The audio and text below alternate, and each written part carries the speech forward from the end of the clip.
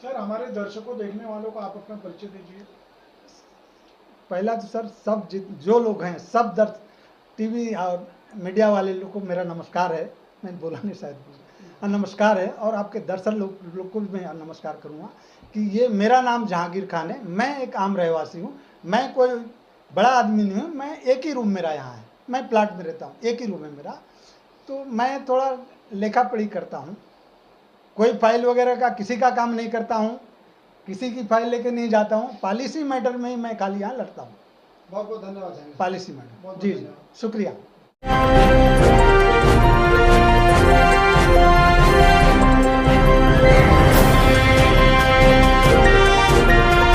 आप देख रहे हैं जस्टिस 24 न्यूज।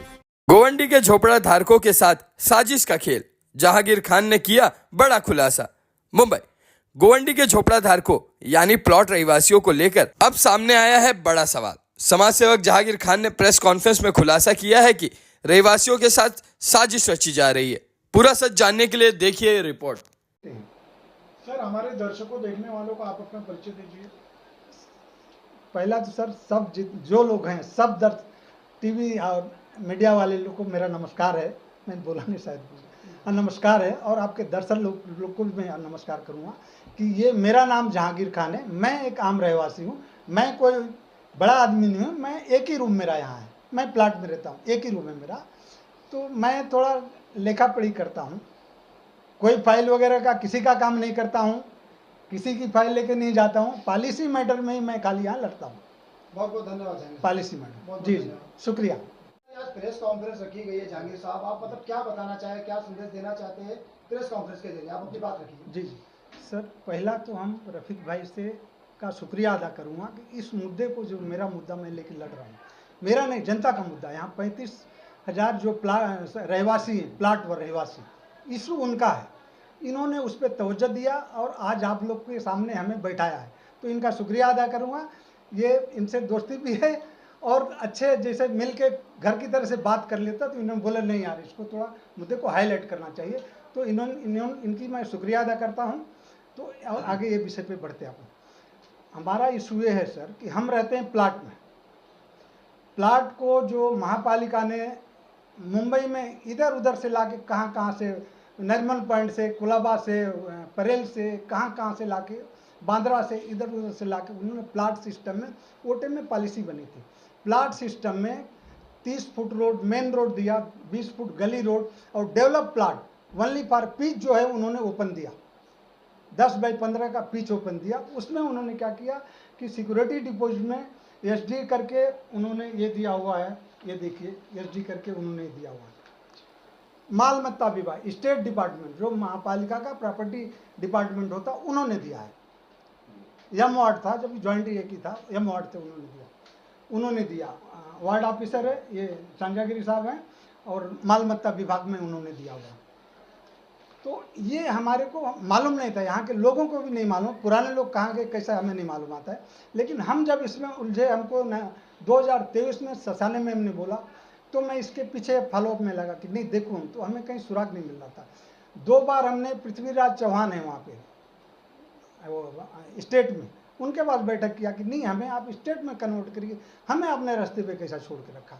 तो उन्होंने बोला कि कोई कागज़ लाइए। भाई कागज़ आपके पास है नहीं, जब भी मेरे कोई दाखिले मिले नहीं थे। तो जब से कंटिन्यू हम लगे रहे इस पर। अभी इशू ये हो गया कि ये महापालिका जो है पूरा एरिया को स्लम घोषित कर रखा है और हमें जो फोटो पास देता है वो स्लम का देता है। हमारे पे जो ऑलरेडी हम 63 से 75 हम रसीद होल्डर हैं, टेनेंट हैं हम, हमारे पे कलेक्टर का सर्वे लागू नहीं होता है। हम ऑलरेडी टेनेंट है ना, रिकॉर्डेड है, हमारे दस्तावेज आज भी महापालिका में मौजूद है, तो हमारे को लागू नहीं होता, वो उन्होंने लागू कर दिया। तो मैं पीछे फॉलोअप किया। अभी उनसे हमने आरटीआई में, ये देखिए यहाँ का नक्शा मैं बता रहा हूँ आपका, ये देखिए ये हमारा प्लाट का नक्शा है, ये देखिए कैसा शिवाजी, हाँ देखिए सीधा है ना। आपका लोटस पहला है उधर, वो साइड में है। ये जो है शिवाजी नगर, ये जो शिवाजी नगर 2 है, शिवाजी नगर 2 ही बोलते हैं ऑफिशियल, बैगनवाड़ी बोलते हैं इसको। ये प्लाट है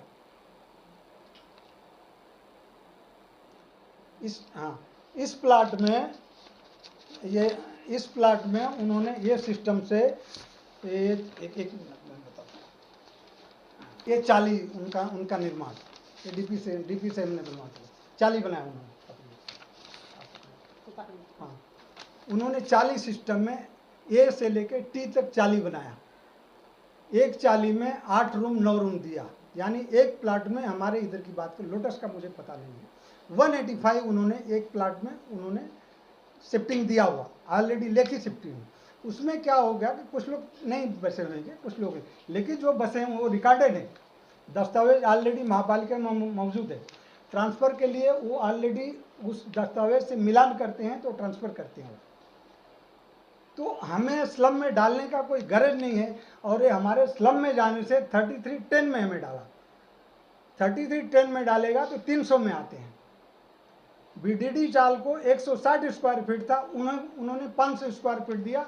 बीडीडी चाल का ये देखिए पूरा उसका करार है, बीडीडी चाल का पूरा करार है, इसमें पूरा माडा और बीडीडी चाल का करार है।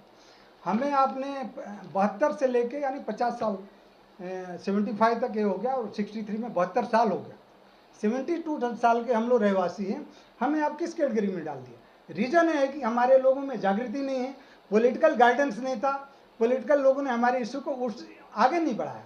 गोंडी विकास ठीक है, लेकिन गोंडी में जगह अलग अलग है, ग्राउंड जो लैंड है वो अलग अलग है, अलग अलग लैंड है। अभी इसके अंदर आप ये जो डिटेल्स बता रहे हैं जी, इसमें सबसे इम्पोर्टेंट चीज़ ये है कि कंफ्यूजन क्या है, यानी जो पीएपी उस वक्त गवर्नमेंट की पॉलिसी एग्जिस्ट करती थी, Yes. उस वक्त की पीएपी की पॉलिसी, हाँ। और अगर ये चीज़ नहीं हो रही है तो स्लम्स करके किस में डाला जा रहा है, इससे फायदा हो रहा है या नुकसान हो रहा है, ये बताएं। स्लम से हमें नुकसान है सर। स्लम में हम जाएंगे तो हमें 3310 में डालेगा, 3310 में 300 कारपेट है, और 300 की जगह मिलेगी, 300 स्क्वायर कारपेट फीट का जो, घर मिलेगा। हाँ, जो एसआरए कैटेगरी, एसआरए की बात है। और हम रीडेवलपमेंट में जाएंगे तो हमारे पास भूखंड जितना है, जो प्लाट वालों की बात, जो ऑलरेडी रसीद होल्डर हैं 63 से 75 तक, तो उनको 500-600 बार्गेनिंग करने का उनको पावर मिलता है। लेकिन वो किस में जाएंगे, वो एसआरए में जाएंगे? नहीं, एसआरए में नहीं जाएंगे, हम एसआरए में नहीं जाएंगे। एसआरए में जाएंगे तो ऑलरेडी हमारे राइट खिलाफ है, रीडेवलपमेंट अलग है। अच्छा, तो उसको क्या वो स्टेट के अंडर में आएगा? स्टेट के अंदर में आएगा। तो थोड़ा इसमें डिटेल बताइए। हाँ, स्टेट में देखिए, ये तो जो भी है पॉलिटिक्स के बगैर काम होगा नहीं, राजनीति वो नेताओं का ही काम है, उनके मदद के बगैर काम नहीं होगा। हम इधर पेपर वर्क करते हैं, लेकिन फिर ऊपर से जी कैबिनेट विषय तक जाएगा, उससे कैबिनेट तक। और तो उसमें जनता को थोड़ा खुल के बताइए कि मतलब ये आने से क्या होगा, ये नहीं आने से क्या होगा, वो आप खुल के बताइए, जनता का बेनिफिट क्या है? जी, हम जो प्लाट वाले हैं ये सारे कायदे में हम आते ही नहीं हैं, हमारा उससे बेनिफिट नहीं है प्लाट वालों का, वो 300 में चले जाएंगे, 300 में। और हम रीडेवलपमेंट में जाते हैं तो हमारे को 500-600 का हम डिमांड कर सकते यानी हैं। कि और जैसे स्क्वायर फीट बढ़ यस, जाएगा। कारपेट की बात हम कर रहे हैं, बिल्कुल। जिनका रसीद होल्डर है, जो ऑलरेडी नॉमिनेटेड है, उनके दस्तावेज है। ये हमने देखिए आरटीआई से निकाला है, देख लीजिए आप लोग, आरटीआई से निकाला, अभी कच्चा इन्होंने दिया है। सब दस्तावेज कौन कौन से हैं वो भी बता दीजिए थोड़ा शॉर्ट में, हाँ। ताकि अगर जिनको नहीं पता है तो वो भी उसको कलेक्ट कर सके। यस, दस्तावेज में देखिए, ये उन्होंने जब दिया था, आप देख लीजिए, शिफ्टिंग का। खड़ा हो जाऊं क्या मैं? नहीं, आप बताइए, आप बताइए। अच्छा, ठीक। बाद में हाँ, उसकी कॉपी ले लेंगे, आप खाली ये बोलिए। शिफ्टिंग का क्या है? एसडी है, इसको 45 रुपया लिया। वीसी 15 रुपया लिया है। इसमें क्या लिखा उन्होंने? इसमें लिखा है विभाग अधिकारी मालमत्ता, अच्छा, एम वार्ड है ना, नीचे चाल अधीक्षक लिखा हुआ है। दिया क्या? खोली दुकान झोपड़ी, ऐसा किसी पे मार्क नहीं किया हुआ, ये दिया उन्होंने, है ना। म्युनिसिपल हटमेंट कॉलोनी इसका नाम है, ये देखिए इधर लिखा हुआ म्युनिसिपल। ये बीच में इन लोगों ने, महापालिका ने क्या गोदल किया क्या नहीं किया, उन्होंने नाम निकाला है। नाम निकालने से अभी बोलते कि नहीं सब एक कैसा हो जाएगा। हमने ऑब्जेक्शन दर्ज किया तो वो लोग थोड़ा न्यूट्रल है कि नहीं आप रीडेवलपमेंट में जाएगा तो आप कंप्रोमाइज़ करिए। ऐसा नहीं होता, कायदा बन जाएगा तो हम बच जाएंगे। एक आदमी को देखो सेटलमेंट कर ले, 35,000 लोगों का विषय है। लोटस लेके शिवाजी नगर 1 और 2 मान 35,000 हम बोलते, थोड़ा कम ज़्यादा हो सकते हैं, वो तो दस्तावेज वहाँ पे मौजूद है। तो जिनके ऑलरेडी दस्तावेज मौजूद हैं वो ये सारे में किसी भी बेस पे नहीं आते हैं। अच्छा, जैसे कि 1963 से आए 75 की बात करें, अगर वो रूम बेच कर चले गए हैं हाँ। तो फिर क्या होगा? नहीं, बेच के गए हैं तो उन्होंने ट्रांसफ़र फीस सरकार ने लिया, वो तो सरकार का बेनिफिट है ना।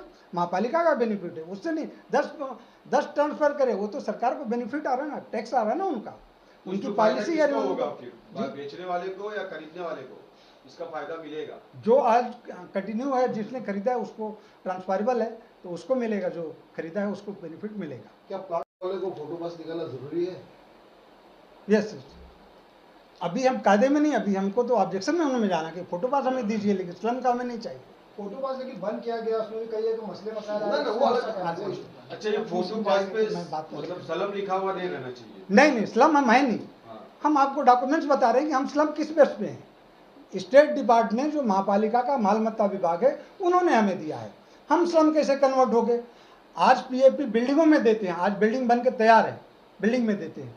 हमको 63 से 75 तक दिया है उन्होंने, हम स्लम में कैसे आ गए? कौन से कायदे से हमें कन्वर्ट किया?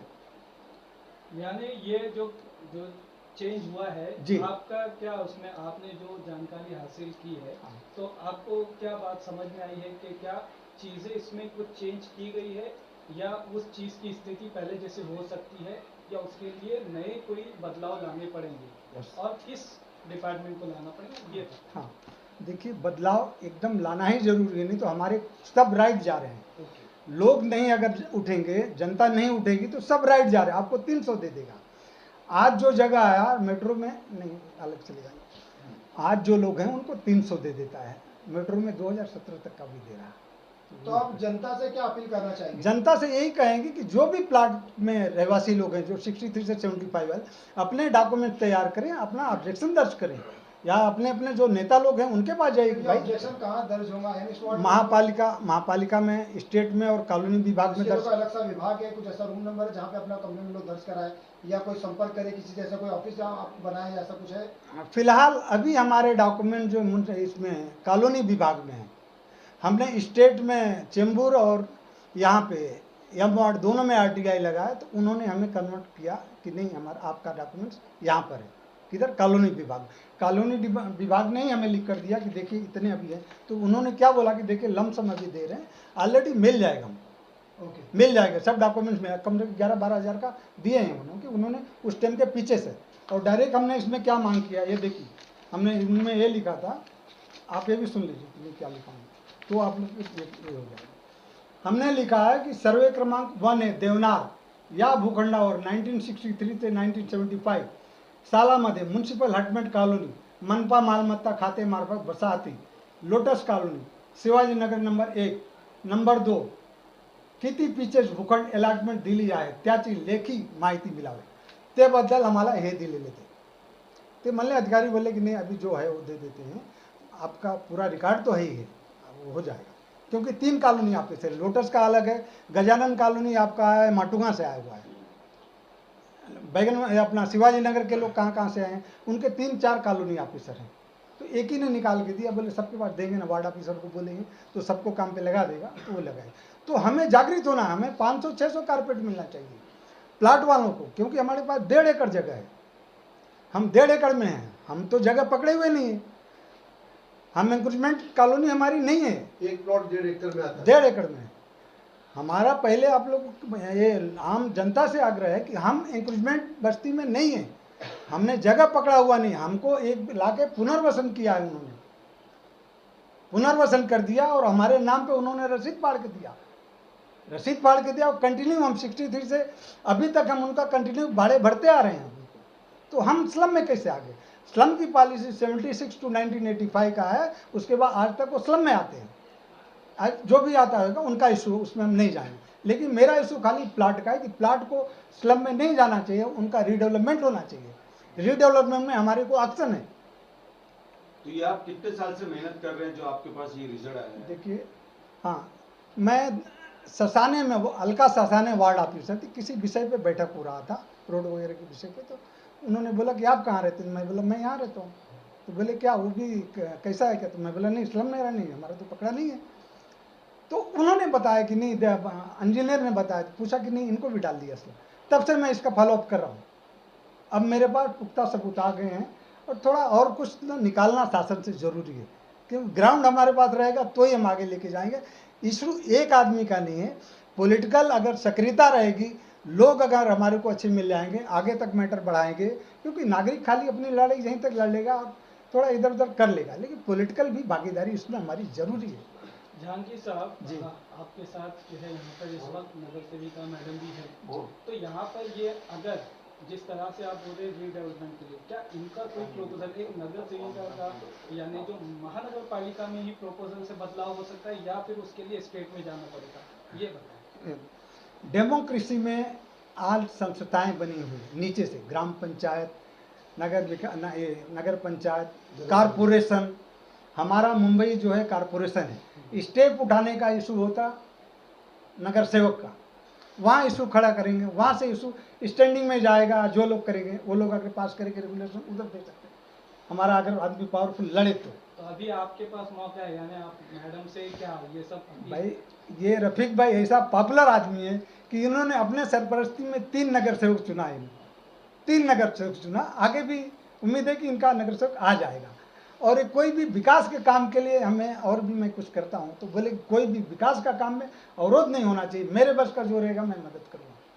तो जहांगीर साहब, यानी शॉर्ट में अगर ये समझा जाए तो अगर जो लोग प्लॉट में रहते हैं, अगर उनके अंदर जागरूकता आती है तो उनको जो है आज की जो ज़रूरत के हिसाब से जो है बड़े घर मिल सकते हैं, और अगर वो चीज़ नहीं स्लम में जाते हैं तो उनको फिर 300 के ही मकान जी, मिलना पड़ेगा। ये हाँ, अगर हम स्लम में जा दें 3310 में जाएंगे, जो महापालिका की पॉलिसी है, महापालिका ने पॉलिसी इंप्लीमेंट किया, क्योंकि हमारे को वर्गीकरण नहीं किया इन्होंने। जो पीएपी वाले हैं उनको वर्ग नहीं किया उन्होंने, हमको अलग जो पीएपी उन्होंने दिया उसको वर्ग करना चाहिए कि यहाँ पे ये पिच होल्डर इतने लोग हैं और ये सब इधर अलग है।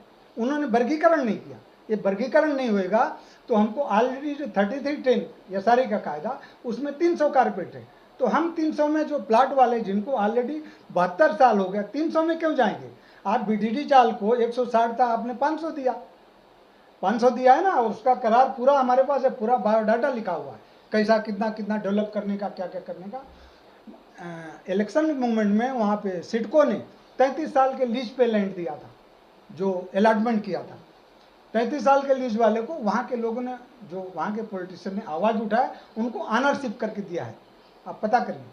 सर, मैं जानना चाहता हूँ, जो रूम बेचकर जा रहे, जो खरीद रहे, उनका क्या, उनका भविष्य? हम प्लाट की बात करेंगे, ऑलरेडी वो कन्वर्टेड है, नाम ट्रांसफर उनका होना चाहिए, बस सबसे डॉक्यूमेंट्स होना चाहिए क्लियर।